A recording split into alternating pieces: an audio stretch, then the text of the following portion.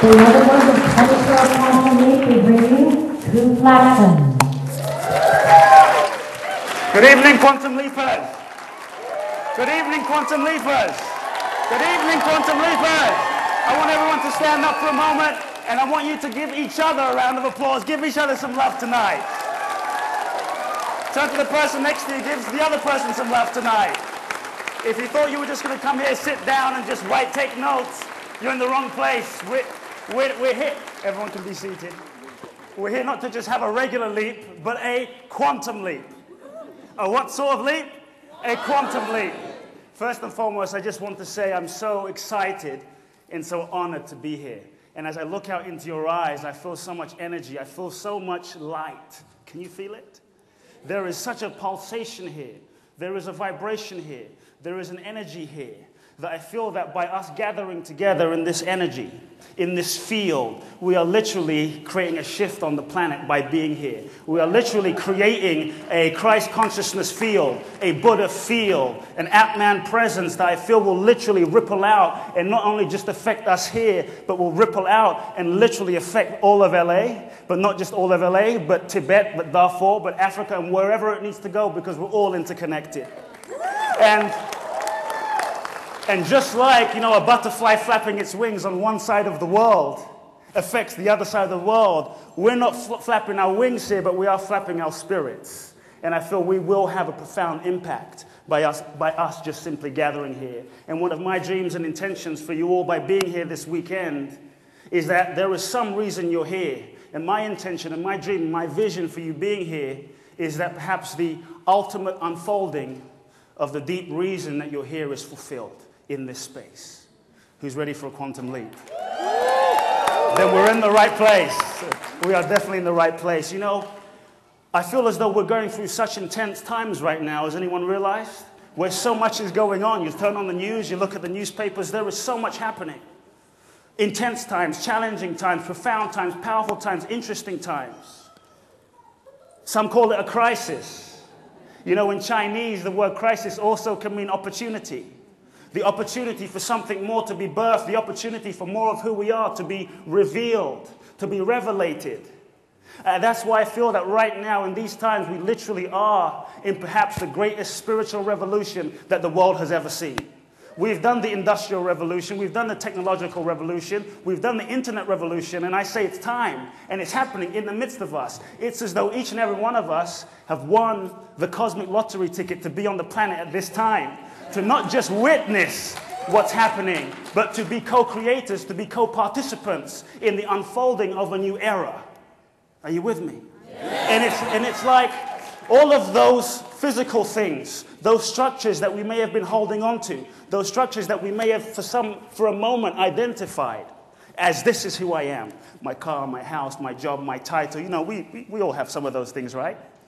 Those structures that we may have been holding on to that prevent us from the full realization of our divinity, that prevent us from the full realization of living our being and realizing what we truly are, not just theoretically, but as beingness. As those structures dissolve, as those structures crumble, as those structures fall apart, so to speak, in the financial markets and the real estate markets, as these structures dissolve in this evolutionary process of the universe waking us up, it's like the cosmic alarm clock is ringing, and it's ringing loud, and it's ringing louder. And at some points in humanity, we have pushed the snooze button, and gone to sleep. But it's almost as though Spirit has thrown the snooze button away and said, it's time for us to wake up for real. It's time for us to wake up for real and realize the true divinity of who we are. As a species, we are evolving in this crisis. As a species, we are like we're a Homo sapien, so to speak. But for some reason in the mainstream, we seem to think we've evolved this maybe as far as we can evolve as a Homo sapien species. But I feel in this time there is a new species that is seeking to be born within our very hearts. And it is happening. It is happening right now inside. That second coming of the Christ, the reawakening of the Buddha is happening inside of the hearts of each and every one of us. Years back in the beginning of time when the whole cosmos exploded out of the mouth of God and the heart of God 14 billion years ago. We started off as the Homo habilis. Then we evolved. into the Homo erectus, then we evolved into the Homo Neanderthal, now we've evolved into Homo sapien, but I feel right now we're being cracked open for the new human to be birthed within us, where the Berlin Wall may have fell, but those walls of separation between our true divinity are also falling right now. And we are being called, we are being invited, we are being challenged, we are being stretched to remember who and what it is that we are as a living reality. This is the quantum leap that's happening, a new species, a new humanity, a new possibility for us being alive. And that possibility of what we essentially are is love. Love consciousness, call it whatever you want. Love, freedom, love consciousness.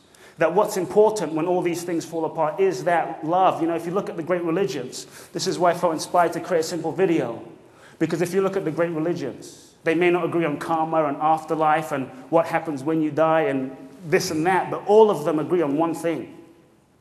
It is the living reality. When you strip it down to the core, that one thing is essential, and that's the L word. And we are being called to love more boldly. And I say, once we're done with this weekend, I have a very simple message for you today. Nothing, over philosophical.